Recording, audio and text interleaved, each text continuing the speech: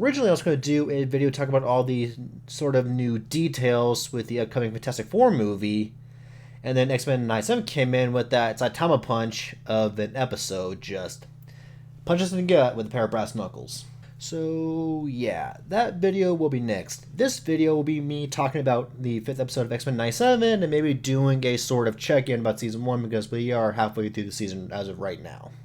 So yeah, talk about a way to start your Wednesday, am I right? Nothing like a little emotional damage to get the day going. Like, I thought this was going to be a fun Nightcrawler Genosha episode with maybe some romance, some drama, and a possible evil plot from Mr. Sinister or the Friends of Humanity. No, it might have started that way, but then this episode took that 0 to 100 dialogue and cracked it so hard, it broke. I mean, I should have known something was up when both Madeline and Jean got that weird psychic thing when Cable showed up. Then I was just gotten really suspicious when Cable was running around because I feel like Cable just doesn't show up at random times. Like, I should know something was going to happen, like something big was going to happen. And then this episode is turned into the X-Men version of Cloverfield or an X-Men take on a kaiju movie. And that on top of all the drama with Scott and Jean, yeah, this episode had it all.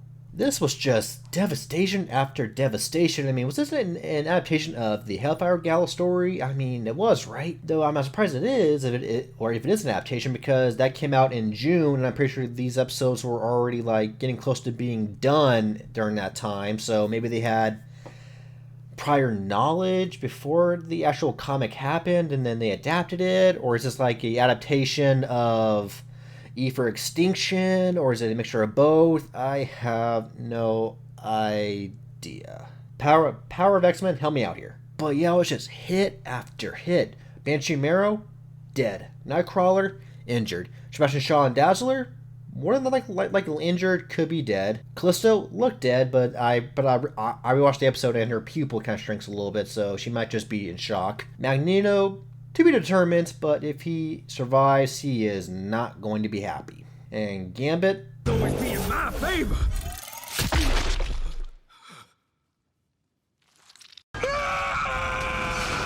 super dead. And that one was devastating. Like, I did not expect that to happen. Just like, I'm watching, and then we get stabbed, I'm like, oh my god. And shout out to Lenore Zan, like, she rocked that ending.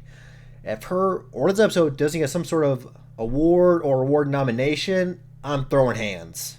I am going to throw hands. And the animation was probably peak in this episode. I mean, the fight scenes were amazing. Like, Gambit, like, his fights were just, like, mind-blowing.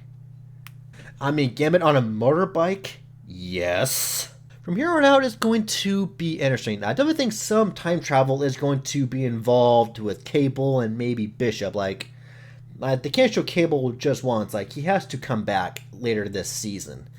And there was a shot of Nightcrawler and Wolverine on an island facing down some missiles, I think, in one of the trailers. So maybe that was Genosha. Like, I am very curious to see the rest of this season unfold.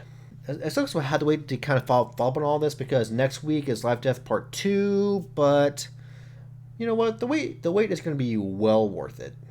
I think we can all agree that this episode is probably the best of X-Men the Animated Series / best of anything X-Men animated. If not, like, the best overall. Like, this is top tier, peak, S tier. Like, the best episode out of X-Men Animated Series, X-Men Evolution, Wolverine the X-Men, and whatever other cartoon I'm not thinking of. And probably the best episode of any Marvel television out there, maybe next with some Daredevil episodes. That's just me. I also hope Marvel is taking notes for the MCU X-Men movies because this is the kind of stuff we need. We need stakes. We need just heart-wrenching moments. And also, don't shy away from the social commentary. Like, that is a big part of the X-Men. And it's so funny because, I mean, I see people online getting all upset about, you know, Morph being non-binary and all the LGBTQ plus representation and all that. And I'm just like, y'all have no idea about the X-Men, do you? And I'm just like, just wait until the MCU X-Men. They're going to have a cow. So far, X-Men 97 has been delivering on all fronts. It currently has a 90% on Rotten Tomatoes, and I think the only weak episode so far is episode 4, but then again, that's just me. I didn't really care for it. Maybe I'm not. Maybe I'm the minority right now. So I think this, along with Deadpool 3, the new X-Men books, and them coming to the MCU, I think we are in the renaissance of the X-Men. Like, the X-Men are starting to come back to being more prevalent. Like they're back to being a household name. How are you enjoying X-Men 97? Comment below. And until next time, make sure to like, comment, and subscribe. Stay well, stay healthy, and I will see you or talk to you next time. Peace out.